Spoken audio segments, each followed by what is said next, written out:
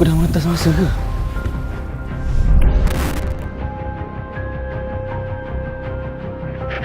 Ubah nasib? Orang yang datang sini semua nak ubah nasib. Macam kau. Apa yang kau tahu sebenarnya ni? Apa jawapannya ni? Ni macam tak terkejut je bila dengar Air mati. I terkejut lah. Laki tu kau fikir dia nak bunuh kau? Aku rasa Aira mungkin terlibat.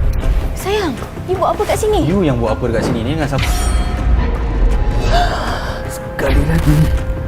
Semakin kamu hampir dekat dapat jawapan, kamu akan mati dengan cara yang paling pelik. Mungkinlah mati memang nasib kau.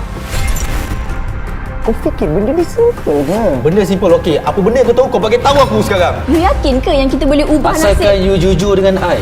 Kau ni cuma seorang pengecut. Ya! Memang aku pengecut pun. Adik boleh dengar tak cakap abang kali ni? Kenapa dengan abang ni tiba-tiba nak marah-marah? Nadia. Kalau kau teruskan, makin ramailah orang yang kau sayang akan terlibat dalam semua ni. Ayah, bangunlah. Kau fikir kau ubah nasib. Tapi sebenarnya nasib yang ubah kau.